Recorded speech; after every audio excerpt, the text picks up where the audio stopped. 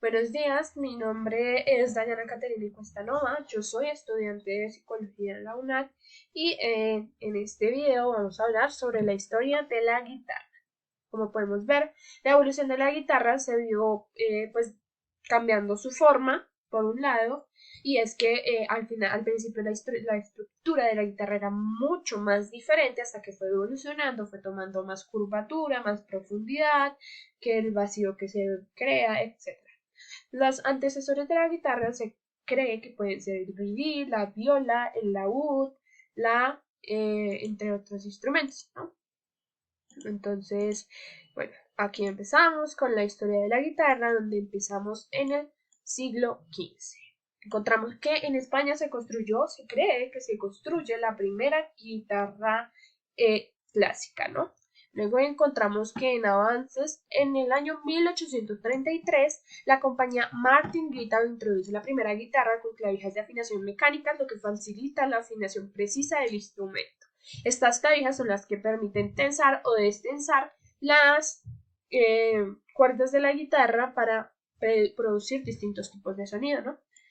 Encontramos que el guitarrero español Antonio de Torres Jurado introduce importantes cambios en el diseño de la guitarra clásica, como la incorporación de un cuerpo más grande, mayor curvatura en el diapasón. En 1922, la compañía Gibson introduce la guitarra acústica Gibson L5 con un cuerpo de tamaño completo y un sonido más potente que el de las guitarras acústicas anteriores, lo que produce una mejora en la producción de sonido al crear música.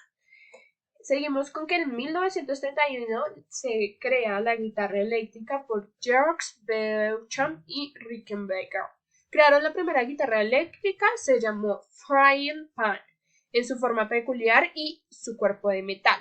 Más o menos en 1950 la guitarra se vuelve mucho más popular gracias al trabajo de músicos como Chuck Berry, Elvis Presley y Buddy Holly. Las guitarras eléctricas se fueron volviendo cada vez más famosas, ¿no? Además, en 1960, la guitarra acústica recibe mejoras por el brasileño João Gilberto, que populariza el estilo de música conocido como bossa nova, que se caracteriza por el uso de una guitarra acústica y una técnica de punteo suave.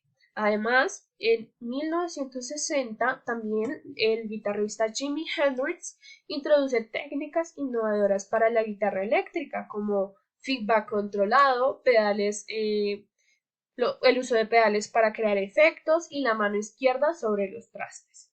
Tienen un impacto muy gigante en el género del rock y en el uso de la guitarra en los demás géneros. Además, en 1965 se crea el primer amplificador por la compañía británica Marshall, que crea el primer amplificador de guitarra de alta potencia, el Marshall JM45, que contribuye al sonido del rock and roll.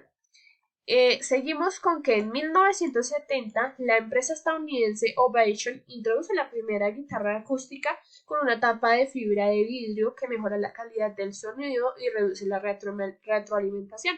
En este mismo año ocurre que la guitarra eléctrica se diversifica aún más y produce desarrollo en los géneros como el heavy metal, el punk rock. También se introducen nuevos diseños de guitarra, etc., como el Gibson Flying y el Fender. La empresa japonesa Ibanez introdujo en 1987 la guitarra de 7 cuerdas que permite a los guitarristas expandir su rango y la complejidad de su música. Esta guitarra tenía mucha más variedad, ya que con 7 cuerdas se puede producir más sonidos y hay un cambio, pues, un poco de técnica, ¿no?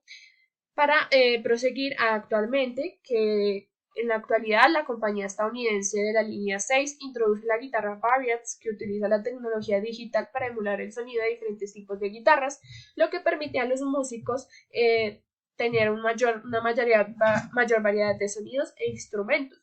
Esto lo que significa es que la guitarra se ha adaptado actualmente a la virtualidad y ha creado unos avances para adaptarse a la nueva tecnología que hay ahora, ¿no? Por supuesto. A continuación, encuentras las referencias en la parte de abajo. Y pues espero el video haya sido claro y haya sido agradable para el manejo de la historia de la guitarra. Gracias. Importante mencionar antes de irme que la historia de la guitarra no es como tal universal, ya que evolucionó a nivel mundial, pues en todo el mundo de diferentes formas, pero esta es una evolución pues más abarcada a nuestra historia pues más cercana. Gracias.